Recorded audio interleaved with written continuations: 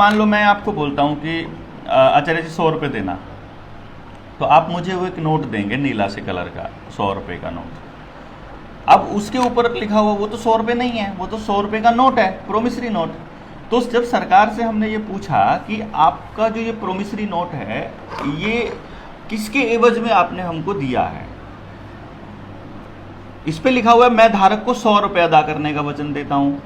तो इसकी रिसर्च में जब हम पहले गए तो 1968 से पहले का एक नोट हमारे हाथ में लगा 10 रुपये का, हमारे पास वो मोबाइल में है, मैं आपको दिखाऊंगा। उस नोट के ऊपर क्या लिखा हुआ है, I promise to pay the bearer on demand the sum of ₹10, उसमें 10 रुपये का नोट था, वो ₹10 at any office of issue. यानी जहां से भी ये पैसे इश्यू होते हैं वहां से आप कभी भी जब आपका मन चाहे तब आप ले सकते हो, धारक के मांगे जाने पर। अब उन्होंने 1968 में ये काट दिया, eight any office of issue काट दिया और ये ऑन डिमांड काट दिया, और प्रोमिसरी नोट को ऐसे रख दिया मैं धारक को 100 रुपये अदा करने का वचन देता। तो उससे पूछा गया कि ये 100 रुपये क्या हैं। तो जब वहाँ से जो रिप्लाई आए, पहले तो गोल मटोल रिप्लाई करने की कोशिश किया, फिर उन्होंने कहा कि आप जा करके आर्काइव से निकाल सकते हो, फिर दिल्ली के अंदर लाइब्रेरी है आरबीआई के सारे डॉक्यूमेंट वहाँ पर हैं, वहाँ से निकाल सकते हो। तो पुणे वाली आर्काइव और दिल्ली वाली आर्काइव दोनों से जब इनके दस्तावेजों की पड़ताल करके पूरे कागज़ वहाँ से जब लाए गए तो वहाँ से 2 कानून निकल कर के आए। एक आया कॉइनेज एक्ट 1906 और दूसरा आया पेपर करेंसी एक्ट 1882 और साथ में आईपीसी जो 1860 का है। ये इस तीनों से जो निष्कर्ष निकला, इन तीनों में जो इस पेपर करेंसी के बारे में, इस कॉइनेज की, इस कॉइन के बारे में जो लिखा हुआ है, उसमें सबसे पहली चीज कॉइनेज एक्ट 1906 की लिखी हुई है कि जब भी हमारा जो 1 रुपया है, जब भी नोट छापेगा रिजर्व बैंक, यानी कि जैसे ये रुपया है, इसको हम करेंसी नोट बोलते हैं, ये 1 रुपये का नोट है, इसके ऊपर भारत सरकार लिखा हुआ है, इसके ऊपर वो नहीं लिखा हुआ रिजर्व बैंक। जो इससे ऊपर का कोई भी नोट होगा इसके ऊपर भारतीय रिजर्व बैंक लिखा है, 2 रुपये का है, 100 रुपये का जो भी है, 1 से ऊपर का भारतीय रिजर्व बैंक और इस पे ये 1 रुपया। अब रुपए के भी बहुत सारे ट्रेंड हैं, रुपए का भी बहुत सारा खेल है। अब मान लीजिए 1 रुपया तो ये है जो 1 रुपया कागज वाला है, 1 रुपया ये है जो 1900 ये कब का है, 2009 का है 1 रुपया। फिर 1 रुपया ये है 1 रुपी इंडिया 1891, ये भी 1 रुपया है 1891 का, और ये लिखा हुआ है 1 रुपी इंडिया 1942। अब इन सब पे 1 रुपया लिखा हुआ है, आप देखेंगे तो ठीक है, 1891 वाले पे भी, 1942 वाले पे भी। तो जब हम इन चारों रुपयों को जब हम बैंक में लेकर के जाते हैं तो बैंक इनको 4 रुपए में कंसिडर करता है, इसको भी 1 रुपये में, इसको भी 1 रुपये में, इसको भी 1 रुपये में, इसको भी 1 रुपये में। और यही सुप्रीम कोर्ट के अंदर जब वर्मा जी हमारे लेकर के जाते हैं तो जस्टिस ए के पंथा और योगेश्वर दत्त, पता नहीं क्या नाम था उनका, है ना, ऐसा ही कुछ, तो उनकी खंडपीठ के पास जब वो लेकर के गए तो उनके पास उन्होंने जब पूछा भाई हमारे इन रुपयों में फर्क क्यों है, हमको ये बताओ। कॉइनेज एक्ट है 1906, ये हमको एक पूरी डिटेल देता है कि कोई भी कॉइन जब बनेगा या जब भी इस देश के अंदर करेंसी बनेगी तो उसके पीछे हम लोग बैक में क्या रखेंगे, अपने पास सिक्योरिटी क्या रखेंगे। क्योंकि पहले जो ट्रेड होता था वो सोने के जरिए होता था, बाद में ये करेंसी वाला मैटर लेकर के आए, यही रोथस्चाइल्ड वगैरह ने पूरा गेम खेला, बैंकिंग जो लेकर के आए। तो इन्होंने शुरुआत में ये कहा, शुरू में तो इन्होंने क्या किया, रुपए की जितनी वैल्यू थी, जैसे 1 रुपये की जो वैल्यू थी वो थी 11.961 ग्राम चांदी, इस 1 रुपया इतने का था। फिर 15 रुपये की एक मोहर होती थी, जो 1 तोले की मोहर थी वो 15 रुपये की मोहर हो जाती थी। अब इसको इन्होंने मेंटेन करके रखा वैसे ही, ताकि लोगों के अंदर मतलब सिक्के का जो चलन है वो चालू हो जाए एक बारी। जैसे अभी आपने यूपीआई से पेमेंट किया तो यूपीआई आपके दिमाग में, ये डिजिट जो है ये आपके दिमाग में पैसा है। जैसे जो नई पीढ़ी है उसके दिमाग में वो मोबाइल में जो डिजिट है वही पैसा है, और जो हमारे वाली पीढ़ी है उसके दिमाग में ये जो कागज का टुकड़ा है ये पैसा है, और जो हमसे पहले वाली पीढ़ी है उसको ये मालूम है कि इस पैसे के बदले में सोना हमारा वहाँ पे रखा हुआ है रिजर्व बैंक के अंदर, लेकिन कितना रखा है ये नहीं मालूम है। तो पेपर करेंसी एक्ट क्या कहती है कि जब भी रिजर्व बैंक पैसा छापेगा, जितना भी पैसा वो छापेगा, जितने भी नोट छापेगा, उसके बदले में उतने ही वैल्यू का जो सिक्योरिटी है, रुपया है, वो रख लेगा। रुपया मतलब सोना बराबर में, क्योंकि रुपया असल में मानक है, ये लेन देन का साधन है और ये बिना स्टैंडर्ड के नहीं चलेगा। तो इसका स्टैंडर्ड आज भी 1882 की पेपर करेंसी एक्ट, जो कि अभी तक वैलिड है, अभी उसको इन्होंने मतलब एक तरह से रिपील नहीं किया है उस कानून को, और वो कहता है कि 1 रुपया बराबर है 777 मिलीग्राम सोना। इस टाइम पे जो आज के ये जो करेंसी नोट अगर हम लेके चलें, या ये जो बैंक नोट हम लेके चलें, तो लगभग 4800 रुपए के नोट के बराबर पड़ता है। कहने का मतलब है इन नोटों में जितना हम सोना 4800 रुपए में खरीदते हैं, उतना ही अगर हमारा ये रुपया वैध होता। इसको हम अवैध क्यों बोल रहे हैं? इसके पीछे 2 कारण है।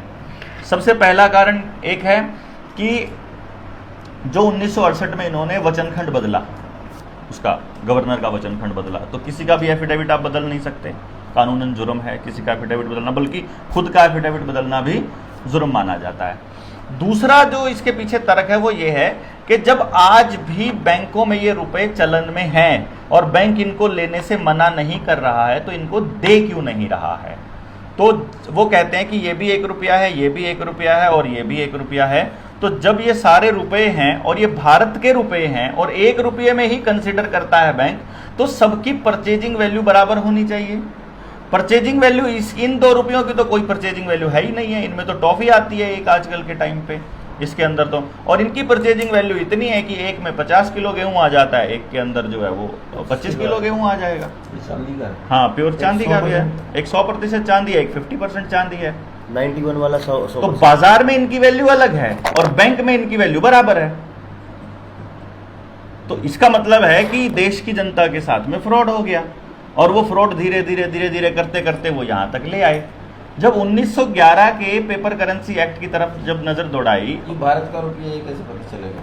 भारत का रुपया है ना उसी टाइम का, अब जाइए बैंक में लेकर जाइए, ये अंग्रेजों के टाइम का है ना, ये सरकार, अंग्रेजी सरकार लिखा नहीं है इसमें। क्या बैंक लेता है इसको, बैंक लेता है ना इसको 1 रुपये में। आप जाइए बैंक में लेकर के, 1 रुपये में लेगा, मना नहीं करेगा इसको। 1 रुपी इंडिया, अब वैसे तो पीछे लिखा, वैसे लिखा तो है 1 रुपी इंडिया। तो ये 1 रुपया, इसके ऊपर भी इतना ही लिखा है भारत, और इधर 1 रुपया। मतलब जितनी सत्यता इसकी है उतनी सत्यता इसकी है। अब जब हम इसको बैंक में ले गए, बैंक मान रहा है इसको कि ये रुपया है और वैलिड रुपया है, इस वक्त चलन में है। तो चलन में है तो इसका मतलब है 1882 का जो और 1906 का जो एक्ट है वो भी चलन में है, और मतलब इसका मतलब तो देश के लोगों के साथ फ्रॉड हुआ, इन्होंने डिवैल्यूएट कर दिया इसको।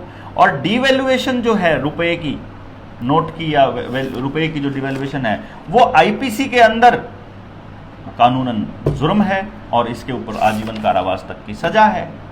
तो जब इन सारी चीज़ों को लेकर के हमने प्रैक्टिकल करने की कोशिश करी कि भाई हम देख लेते हैं वाकई में ये प्रैक्टिकली पॉसिबल है भी कि नहीं पॉसिबल, तो उस प्रैक्टिकलिटी में ये सामने आया कि वाकई में आज जो दस्तावेज हैं, क्योंकि बैंक कहाँ अड़ाता है, जो नए इकोनॉमिस्ट है वो कहाँ अड़ाते हैं कि 1911 में पेपर करेंसी एक्ट या कॉइनेज एक्ट दोबारा से इन्होंने बना दिया, लेकिन पुराने वाले रिपील किए बिना बनाया। पहली बात कर ही नहीं सकते क्योंकि स्टैंडर्ड को ख़त्म नहीं किया जा सकता।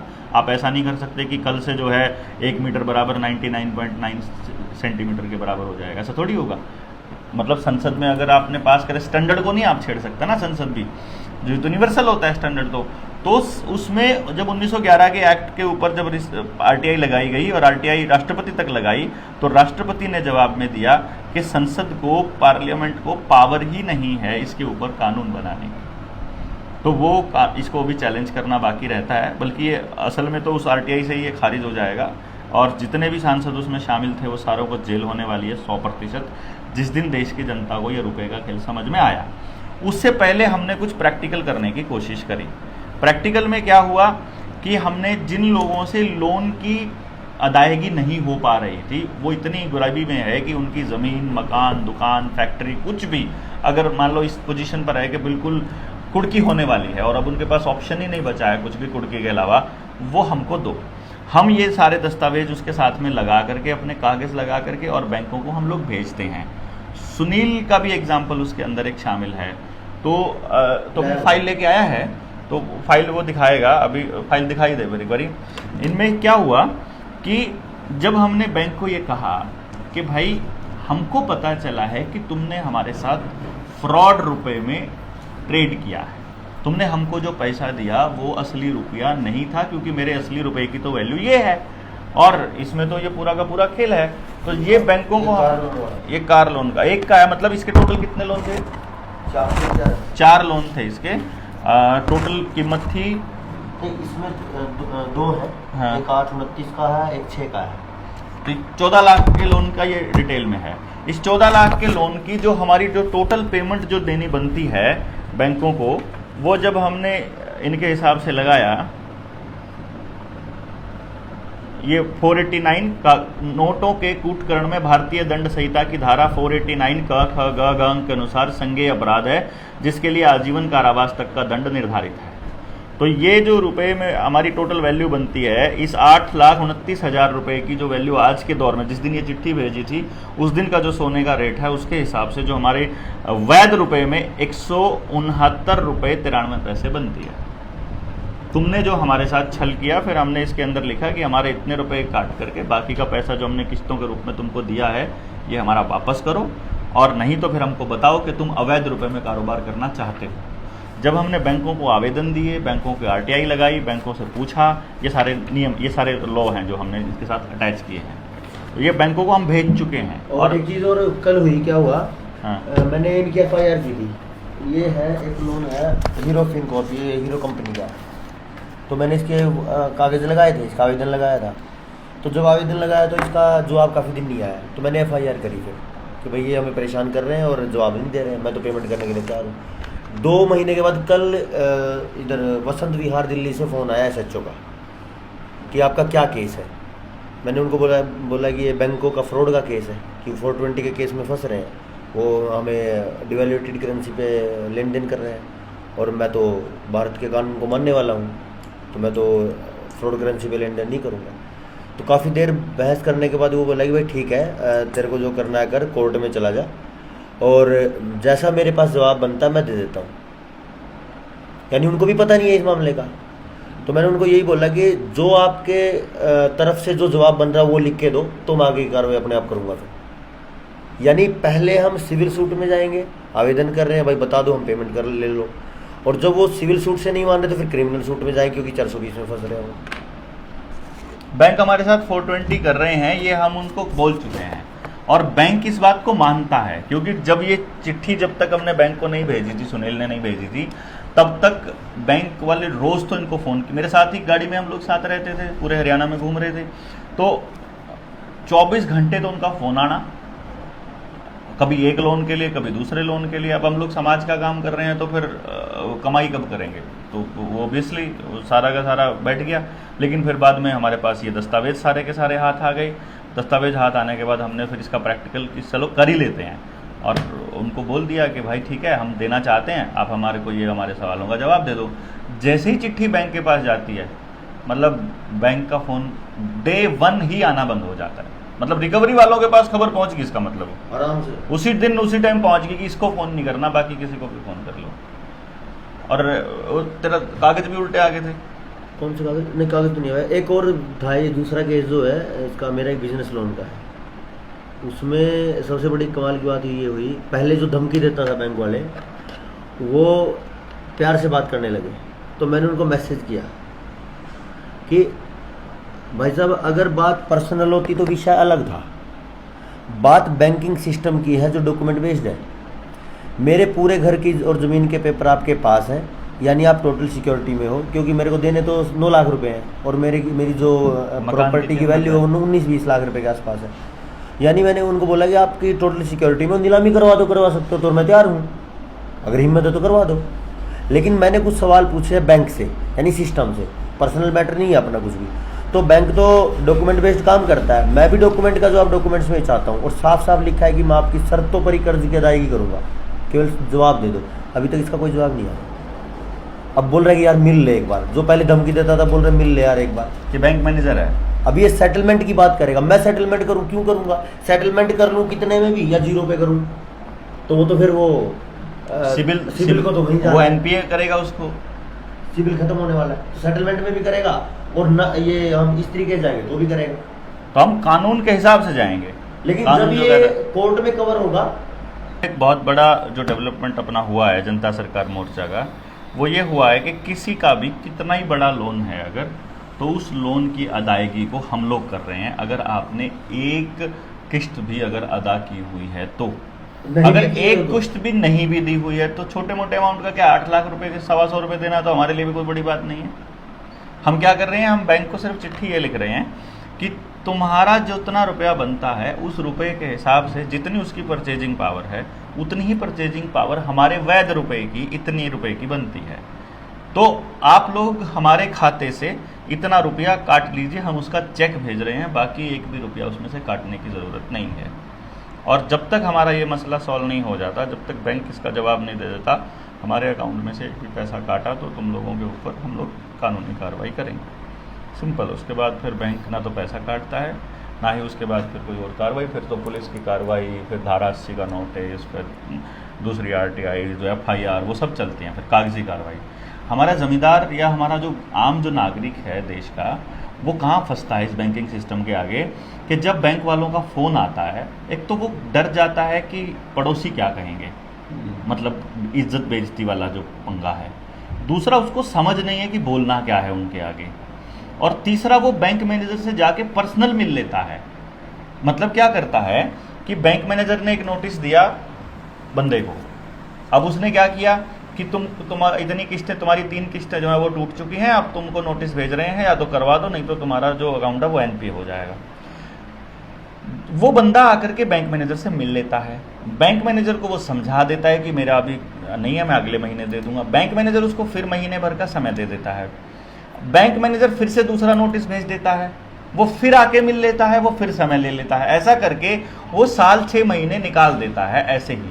अब वो बैंक मैनेजर को कुछ भी लिखित में नहीं देता, हमारे वाला बंदा। बैंक मैनेजर सब कुछ लिखित में दे रहा है, पहला नोटिस भी, दूसरा नोटिस भी, तीसरा नोटिस भी। तो जब बैंक मैनेजर जाकर के कोर्ट में खड़ा होता है, बैंक जब कोर्ट में खड़ा होगा तो कोर्ट में दस्तावेज बैंक की तरफ से मिलते हैं, हमारी तरफ से एक भी दस्तावेज मिलता नहीं है। तो जो मालिक है, जो जमीन का मालिक है, उसके पास तो कोई कागज नहीं होता है। तो यहां पे फंसता है पहले नंबर पे, तो लिखित कार्रवाई नहीं करते हैं। दूसरी जहां फंसता है वो ये है कि अब सरफेसी एक्ट आ गया है। सरफेसी एक्ट के अंदर डीसी को परमिशन दे दी, डीसी को ये पावर दे दी गई है कि वो महीने 2 महीने के अंदर अंदर आपकी जमीन की कुर्की के आदेश दे सकता है।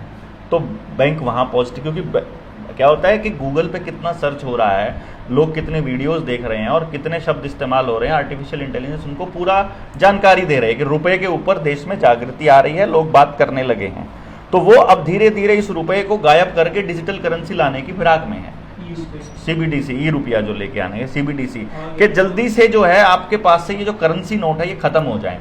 पहले 2000 का खत्म, फिर 5000 का, तो ऐसे करके, क्योंकि अगर करेंसी नोट रहेगा, अगर बैंक नोट रहेगा तो आपको मालूम रहेगा कि खेल क्या है रुपए का। अभी नवंबर में 500 का दिखाने वाले हैं। 500 का भी खा सकते हैं ये, तो 500 वाला खा गए तो उसके बाद में जो है वो आपको मतलब कोई लाभ दे देंगे। अभी इन्होंने मतलब ट्रिलियंस ऑफ ट्रिलियंस में रुपया छाप के रखा हुआ है, हर आदमी के खाते में लगभग 1 लाख रुपया ट्रांसफर करने वाले हैं ये, हर आदमी के खाते में, जितनी भी पॉपुलेशन है सबके खाते में। क्योंकि आगे क्लाइमेट के नाम पर या 2025 में कोई दूसरी बीमारी के नाम पर अभी आने वाले वक्त में लॉकडाउन लगने वाला है, ये तैयारी करके बैठे हुए हैं। और उसी टाइम जैसे ही वो लॉकडाउन लगेगा आपके खाते में ट्रांसफ़र हो जाएगा पैसा आपके काम चलाने के लिए। तो आपको कुछ भी परचेज़ करना है आप ऑनलाइन ऑर्डर कीजिए, ड्रोन आपके घर छोड़ के जाएगा। क्योंकि वैसे तो नोट से जो है वो बीमारी फैलती है, वायरस फैलता है, नोटों का इस्तेमाल नहीं करना है, आदमी का हाथ नहीं लगेगा, ड्रोन छोड़ के आएगा। आपको इस तरह का माहौल बनाएंगे ये, तो वो असली माहौल है। बेसिकली आपको घरों में रखना और ऑनलाइन को ज़्यादा से ज़्यादा प्रमोट करना, चाहे उसमें वर्चुअल रियलिटी को प्रमोट करना है, डिजिटल करेंसी को प्रमोट करना है, सब कुछ घर बैठे करने को प्रमोट करना है, आपकी काम धंधे को चौपट करना है, आपके बाज़ार को चौपट करना है, पब्लिक में आपकी अपीयरेंस को ख़त्म करना है, पब्लिक में अगर सरकार के विरोध में अगर आपकी बातें जा रही हैं, सरकार को अगर नुकसान हो रहा है तो उनकी सभाओं को रोकना। बेसिकली असली पर्पज़ ये है, क्योंकि सरकार वाली सभाएं तो कोरोना के टाइम पे भी नहीं रुकी थी, वो तो चल रही थी पूरा दबा के। तो ये तो है इनका डिजिटल करेंसी लाने का प्लान। तो इसमें हम लोग लगभग कर्ज मुक्त हम हर व्यक्ति को कर पा रहे हैं, जितने भी अभी लोग आए हैं। हालांकि इसका परिणाम क्या निकलेगा अभी? जो मान लो आपको नोटिस आना बंद हो गया या बैंक ने अप्रोच करना बंद कर दिया कलेक्शन टीम ने। देखो पहले जो आ गया हम अटैक डिफेंसिव मोड में आ गए कि भाई हम बच गए, कि हमारा जो टॉर्चर था वो खत्म हो गया। जैसे ही उनकी तरफ से प्रेशर आना बंद हो जाता है तो हम क्रिमिनल सूट पे जाते हैं, FIR करेंगे, धारा 80 का नोटिस आएगा। क्रिमिनल सूट पे जैसे ही उसकी सुनवाई होगी तो फिर वो निकल के आएगा कि भाई ऐसा काम क्या है, तो फिर वो फंसते हैं कि ये डिवेल्यूशन ऑफ द करेंसी का काम कर रहे हैं, पुट करने की बात कर रहे हैं, तो फिर 420 के केस में फंसता है बैंक, फिर कोर्ट में बात आएगी। हमारे को NOC मिलेगी 100%, लेकिन वो मिलेगी का किसी केस में मिली है? नहीं मिलेगी। मैं बता रहा हूँ अभी इसलिए नहीं मिलेगी क्योंकि अगर 1-2 केसेस होते हैं तो बैंक को जो कोर्ट है वो स्पेशल निर्देश देता है। हमने 1-2 केसेस किए थे जो बड़े लेवल पर पहुंच गए। 2017 में हमने एक एग्जाम्पलरी कोर्ट केस करने की कोशिश की थी, बोलेरो गाड़ी का एक केस था 6 लाख रुपए का। उसमें क्या हुआ, कोर्ट तक पहुंच गया वो बाय चांस, और कोर्ट में जाते ही कोर्ट ने तारीखें देना बंद कर दिया। उसके बाद कोर्ट ने बैंक को बुला करके स्पेशल इंस्ट्रक्शंस दी, किसी भी कीमत पर इस व्यक्ति का ये केस वापस आपको बाहर ही सुलझाना पड़ेगा।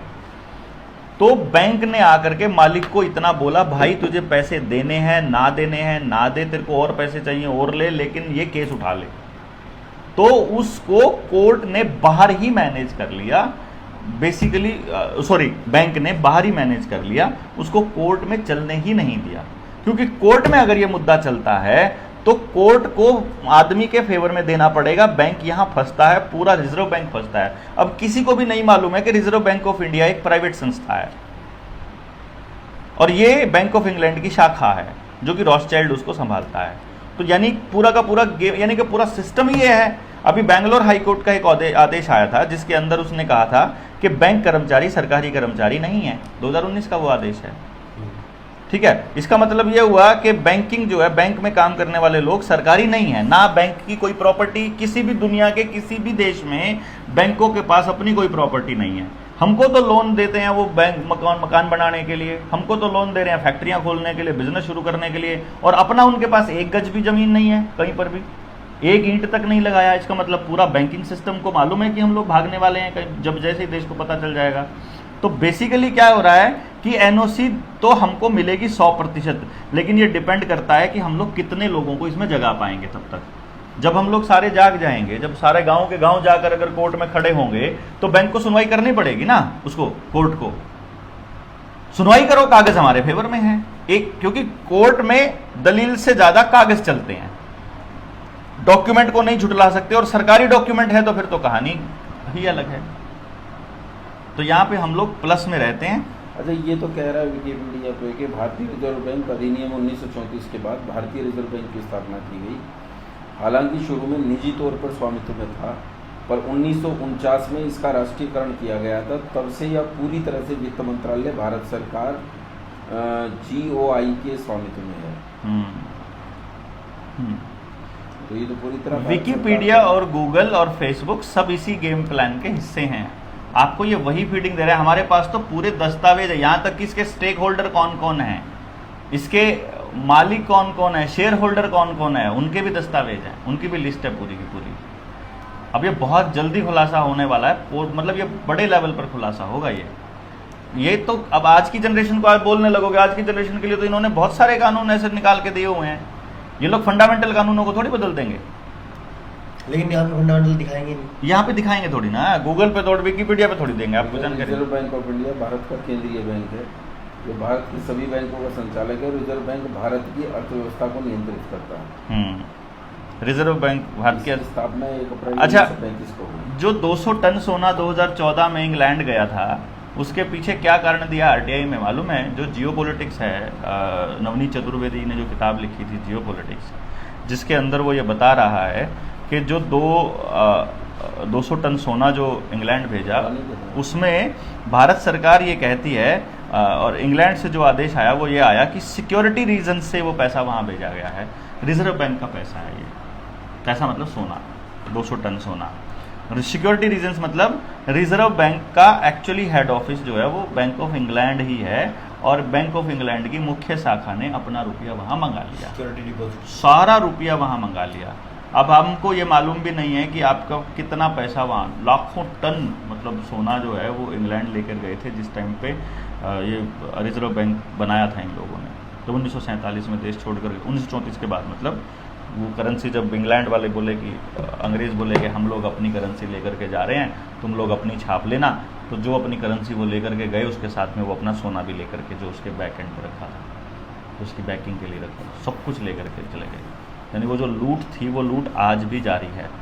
जिस टाइम पे की बात हम कर रहे हैं, मुझे 1980 के दौर का भी मालूम है, उस टाइम का भी मुझे याद है जब हम देखते थे 80 के दशक में कि हमारी जो दादी थी उनके पास में सोना और चांदी दोनों होता था और खूब होता था, मतलब पैरों में तो चांदी ही चांदी थी, ऊपर सोना ही सोना होता था। आज किसी के पास सोना नहीं बचा है, सारे खेत कर्जे पे जा चुके हैं, मकान कर्जे पे है, गाड़ी कर्जे पे है, आपका पशु कर्जे पे हैं, आपका ट्रैक्टर कर्जे पे है, आपका क्रेडिट कार्ड अगर बना हुआ है तो आपके कपड़े तक कर्जे पे हैं क्रेडिट कार्ड से जो खरीद रहा है।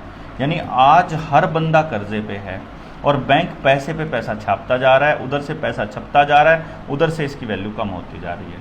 वो कहेंगे आज डॉलर के मुकाबले 80 रुपये हो गया, आज डॉलर के मुकाबले 81 हो गया, आज फलाना हो गया, ढिमका हो गया, ये चलता रहेगा। ये डॉलर के मुकाबले कैसे हो सकता है? मतलब अगर गोल्ड को ध्यान से दिया जाए, अगर परचेजिंग पावर रखी जाए तो परचेजिंग पावर थोड़ी ना कम या ज़्यादा हो सकती है उसकी रुपए की, लेकिन इसी को छुपा दिया गया लोगों से कि ये मानक है, ये स्टैंडर्ड है, इसका गोल्ड स्टैंडर्ड क्या है, इसका एक्चुअली इसकी वैल्यू क्या है, यही नहीं पता है लोगों को। और लोग पीछे भाग रहे हैं इन मतलब बैंक नोटों के पीछे। नोट नहीं है ना असली पैसा, ये असली पैसा गोल्ड है ना। ये सवाल ही आरटीआई के यही थे जो पहला था। फाइनेंस कंपनी जिस रुपए के लेन देन की बात करती है उस रुपए की धातु मानक स्टैंडर्ड क्या है, कोई जवाब ही नहीं है। ऐसे करके ये 9 सवाल है जो आरटीआई हम डालते हैं, जो किसी कोई बैंक के पास, आरबीआई के पास कोई जवाब नहीं है। तो इसमें अभी आपको क्या करना है, अभी अगर आपको ये लगता है कि इसके ऊपर कुछ प्रैक्टिकली किया जा सकता है, तो जितने अपने लोग हैं, जितने भी अपने सर्कल में हैं, जहाँ भी हैं पूरे इंडिया में जहाँ लोग हैं, उन सबको एक ही खबर करनी है कि भाई कोई ऐसा बंदा अगर आपको लगे समाज के अंदर जो अपने समाज का है और नेक अच्छा आदमी है और वो कर्जदार है और उससे कर्ज का भुगतान नहीं हो रहा। देखिए, हम लोग आनंद लेने के लिए तो कर नहीं रहे हैं। अगर आप वाकई में परेशान हैं और आपके सारे रास्ते बंद हो चुके हैं और अब बैंक कह रहा है कि तुम्हारी ज़मीन की कुर्की होने वाली है, तुम्हारे मकान की कुर्की, तुम्हारा ट्रैक्टर उठा के ले जाएंगे, तुम्हारा कुछ, तो हमको दो डॉक्यूमेंट, तुम्हारा ट्रैक्टर उठा ले तो हमको बोल देना। आपका घर कुर्की नहीं होने देंगे, फैक्ट्री कुर्की नहीं हो, तो वो रुक गया तो सबसे बड़ी राहत हो गई। बात ये उसके बाद लेके भी आएंगे, जीत के भी आएंगे। फिर अगर आज हम बैठे हैं 16 तारीख में, 18 तारीख को अगर नीलामी है तो भी नहीं होगी नीलामी, तो भी नहीं करना देंगे। मतलब महीने भर का टाइम मिल जाए फिर तो बात ही अलग है। महीना 2 महीना पहले जैसे ही चिट्ठी आती है, कोई कुर्की की चिट्ठी आती है, तभी हो जाए तो बहुत बड़ी बात है। अगर नहीं भी आती है, टाइम के टाइम भी पता चलता है। मतलब बहुत केसेस ऐसे हुए, जैसे हमारे एक मित्र थे पुणे में, उनका 1.25 करोड़ का केस था। उनका घर पे नीलामी करने, ताला लगाने के लिए आए हुए थे, वापस जाना पड़ा उनको। जब डॉक्यूमेंट दिखाए उनको कि तुमको ये कागज़ भेजे हुए हैं, पहले इनका जवाब दे दो, उसके बाद कर लेना। हम कब मना कर रहे हैं? यहीं पे फंस जाते हैं हम, क्योंकि पेपर की लड़ाई सबसे बड़ी लड़ाई है इस टाइम पे। तो वो आप उनसे बातचीत कर सकते हैं, जितने भी लोग हैं।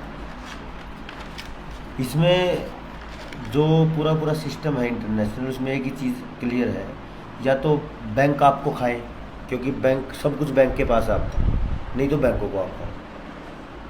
इसके अलावा कोई समाधान ही नहीं।